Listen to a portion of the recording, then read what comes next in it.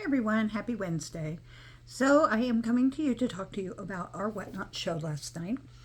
This was our fourth show. Let me check. So it looks like we've done about 6 shows so far. This was our third or fourth Tuesday. We are in our studio now downstairs, and it's working out really well. We are going to try a different format next week. Because I just finished a past show and I liked the way that it went with having the desk across the room and the phone on it and a chair and then being able to get up and move around. So we will be trying that on our next show, which will probably be Sunday night. We'll probably do a pop-up Sunday night on Poshmark, on WhatNot. Anyway, I want to talk to you about how it went last night. So last night's was the smoothest show we've had. It went very well. I can tell that we've got some experience now and that we're getting a better idea of what we're doing. We had a few sales. We did about $65 in sales last night, so we're not setting the world on fire, that's for sure. But we are getting some sales. What are we selling? Well, we've got a variety of items. We are going through our inventory and we are pulling some inventory that somehow has ended up not listed anywhere. And so we're pulling it out and we're getting it moved over to these shows. And some of it is just our standard inventory that we normally would sell on eBay or our website or Etsy. And I'm just pulling it into the shows. Now, after the shows, a lot of this inventory, if it doesn't sell, I'm taking it down to our peddler small booth. So it's not going back into our inventory. And the reason for that is that we have so much to list. And we already are over 4,000 items on eBay. So I want to make sure that we're paring that down a little bit. Because I have also applied to sell live on eBay. But so on WhatNot, what happened last night? Well, we started on time. We used the phone. We had the setup done properly. Everything was set up and in the system with the exception of a couple of items that seem to have just gotten lost. I don't know where they went. But they weren't there. I had created them ahead of time. I created a bunch of linens ahead of time and they were gone. But it was no big deal. It was easy to create a listing on the fly for the linens. We had a lot of little doilies and stuff. We will be doing a linen show in the future. But anyway, I was able to create that on the fly. That was not a big deal. Everything else was loaded, so I was able to just pull it up. What I did notice is I need an order, or I need to be able to move around better because sitting behind the desk doesn't work for me. With the shelves the way that I've got them in our studio, I'm using cubes and the cubes are stacked pretty high behind me. So if I'm sitting and I'm here, the top of the cube might be another 2 to 3 feet above my head where I'm sitting at. So I need to be able to reach that. And that means being able to get up and move around. Excuse me.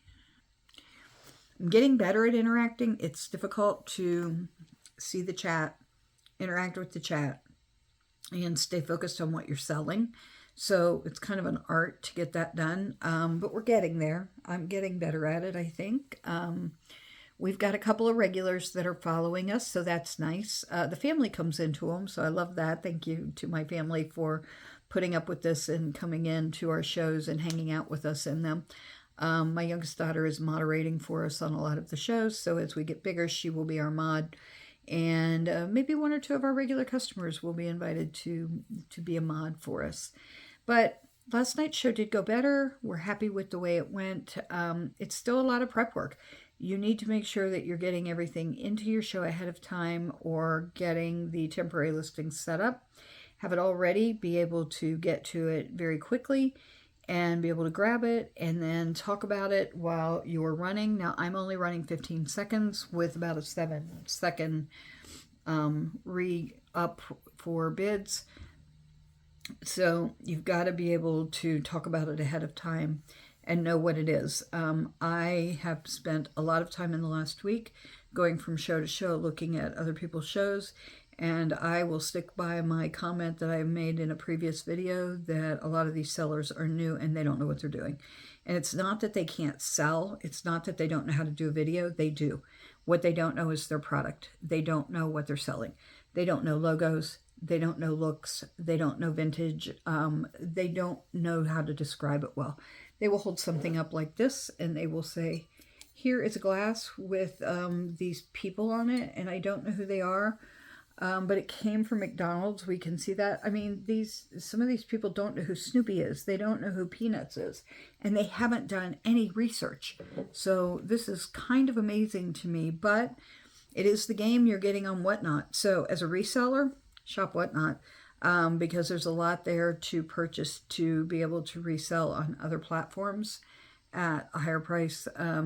Or like I'm shopping on there and then I'm taking it to my flea market booth and selling it there. I also shop the flea market to resell on WhatNot, and then whoever's buying from me there is probably putting it in a booth for themselves somewhere. It's all a big circle of life.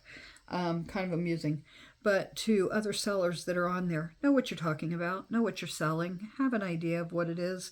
If you're selling vintage products and you want people like me or people who spend money to come in, have a clue what you're showing. Don't just say it's cute and it's old. Old to us means vintage is at least 20 years old, so it's 2025. That means 2005 items.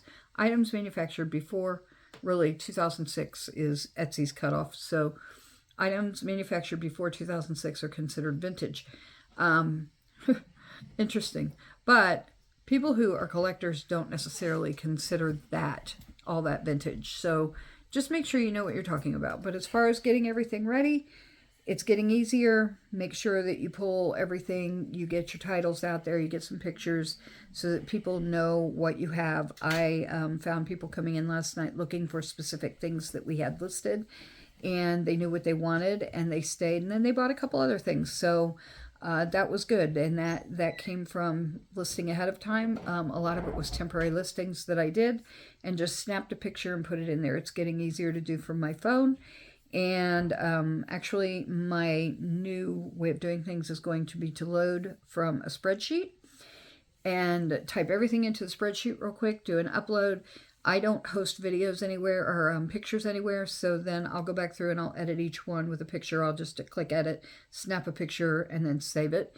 It'll still be faster than sitting there and typing everything on my phone, because I am much faster on a keyboard than I am on my phone, so I can very quickly get it going across on the keyboard, from the keyboard across an Excel spreadsheet, import that, and then go back in and take care of getting the pictures in.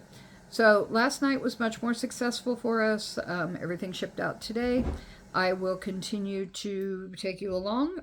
If you would like to know anything about our journey as we go through our live selling on Poshmark and on WhatNot, with our first Poshmark show was today, and I'll do a video on that later. Please feel free to drop me a line and ask me questions. If you've got questions on selling on eBay, I'm always happy to answer those. I've been selling on eBay for over 25 years. I've also been on Amazon for over 25 years. I have been on Etsy for about 15 years, and Poshmark for a couple of years, Mercari for a couple of years, and have had a Shopify store for about 4 years. So, a little bit of experience there. Feel free to drop me a line. Until next time, thanks for watching.